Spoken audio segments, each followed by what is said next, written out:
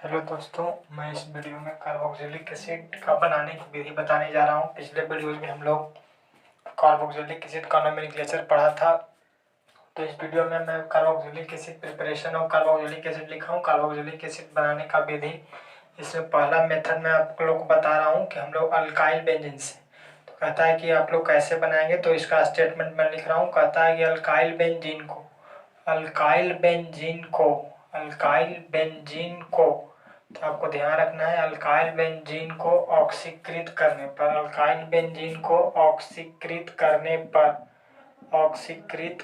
पर हम लोग को कहता है कि जो कार्बोक्जिलिक एसिड का निर्माण होता है, कार्बोक्जिलिक एसिड का निर्माण होता है। तो आप लोगों को बोला जाए कि अल्काइल बेंजीन को ऑक्सीकृत करने पर किसका निर्माण होता है, तो कार्बोक्जिलिक एसिड का निर्माण होता है। तो जैसे हमने लिखा यहाँ पे, आपको पिछले वीडियो में बताया था कि इसे हम लोग बेंजीन बोलते हैं। क्या बोलते हैं? बेंजीन। तो इसका नाम बेंजीन है और बेंजीन में जोड़ देंगे यदि आर, क्या जोड़ेंगे? आर। तो इसी को बोलेंगे हम लोग अल्काइल बेंजीन। क्या बोलेंगे? Alkyl benzene. तो आप लोग को देखना पड़ेगा कि अगर बेंजीन है, बेंजीन में यदि आप जोड़ देते हैं आर, तो इसको बोलेंगे अल्काइल बेंजीन। तो इसको आपको ऑक्सीडाइज करना है, ऑक्सीकृत करना है। तो हमने इसको K-4 या K2Cr2O7 के द्वारा यदि आप ऑक्सीकृत करते हैं तो जो आपका ये अल्काइल ग्रुप है, कौन ग्रुप? अल्काइल ग्रुप आपको चेंज हो जाता है COOH में। क्या होता है? COOH में। तो आप आसानी पूर्वक इसको कार्बोक्जिलिक एसिड में बदल सकते हैं। तो हम लोग कहते हैं कि अल्काइल ग्रुप जो हमारा है ये डायरेक्ट चेंज हो जाएगा COOH में। तो अल्काइल बेंजीन को ऑक्सीकृत करने पर कार्बोक्जिलिक एसिड का निर्माण होता है। तो अल्काइल बेंजीन से आप बना सकते हैं कार्बोक्जिलिक एसिड। इस आधार पे हमने एक एग्जांपल देने का आपको प्रयास किया। जैसे आपने लिखा यहाँ पे, अगर मान लिया जाए कि R की जगह पर आपने लिख दिया CH3। क्या लिखा? CH3।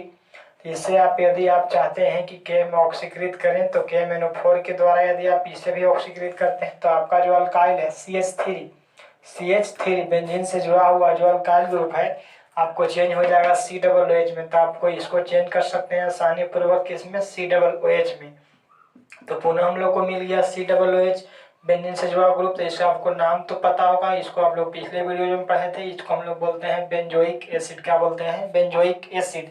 यदि हमने एक एग्जांपल आपको और लिया, जैसे हमने बेंजीन लिया और बेंजीन से हमने क्या जोड़ा? CH3 या तो CH2CH3। आप इथाइल बेंजीन भी लेते हैं। कौन बेंजीन? Ethyl benzene. इसे भी यदि आप ऑक्सीकृत करना चाहते हैं तो आपका जो अल्काइल ग्रुप है CH2CH3 आपको चेंज हो जाएगा किसमें? COOH में। किसमें चेंज होगा? COOH में। तो कहने का मतलब आपको अल्काइल ग्रुप जो भी होगा आपको COOH में चेंज हो जाएगा। कब? यदि आप इसको ऑक्सीकृत करते हैं तब। जैसे हमने कुछ एग्जाम्पल और लिया, जैसे आपको लिख दिया, मान लिया जाए कि आपको बेंजीन से जोड़ा और बेंजीन से जोड़ करके यहाँ पे हमने ले लिया CH3 और यहाँ हमने लिख दिया CH3।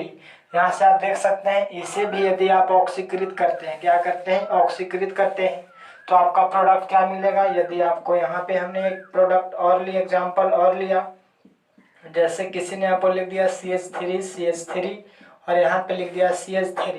तो आपको ध्यान रखना है कि इसे यदि ऑक्सीकृत करते हैं तो आपको क्या मिलेगा? सबसे पहली बात तो आप लोग को यहाँ पे ध्यान यह रखना है कि बेंजीन से जुड़े हुए कार्बन के पास यदि मिनिमम कम से कम एक हाइड्रोजन होना चाहिए। बेंजीन से जुड़ा कार्बन यहाँ पे आप लोग देख सकते हैं कि यह है, तो इस कार्बन के पास हाइड्रोजन है। जब हाइड्रोजन है तो इसका ऑक्सीकरण होगा, तो जो आपको अल्काइल ग्रुप आप देख रहे हैं बदल जाएगा किसमें? COOH में। किसमें बदलेगा? COOH में।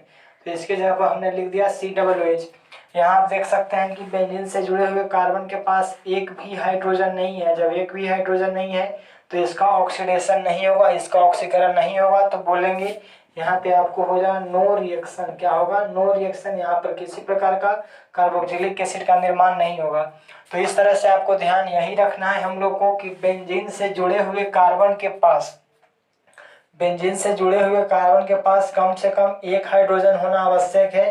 तो अगर बेंजीन से जुड़े हुए कार्बन के पास हाइड्रोजन है तब जाकर के उसका ऑक्सीकरण होगा, अन्यथा उसका ऑक्सीकरण होने वाला नहीं है। तो मैं इस बात को लिख देता हूँ कि अगर अल्काइल बेंजीन से आपको बेंजोइक एसिड बनाना है, मतलब कार्बोक्जिलिक एसिड बनाना है, तो उसको क्या करना पड़ता है? ऑक्सीकृत करना पड़ता है।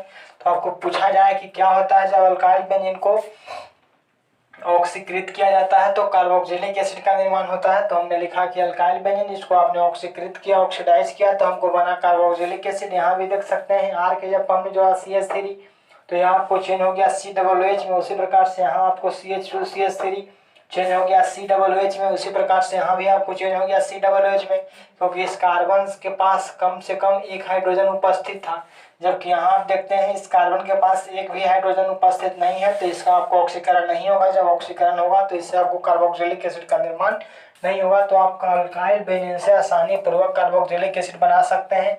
इस बात को आप लोग को नोट कर लेना चाहिए कि बेंजीन से जुड़े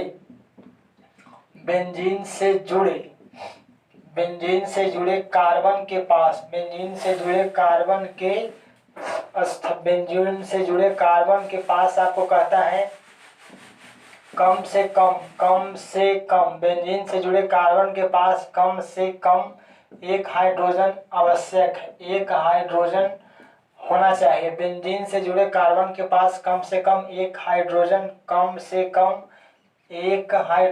होना चाहिए। तो बेंजीन से जुड़े कार्बन के पास अगर एक हाइड्रोजन कम से कम रहेगा तब जाकर के उसका ऑक्सीकरण होगा, अन्यथा ऑक्सीकरण उसका नहीं होगा। इस वीडियो को आप देखते रहिए, अगले वीडियो में हम लोग इसको आगे बनाने की विधि पर विचार करेंगे। तब तक के लिए धन्यवाद।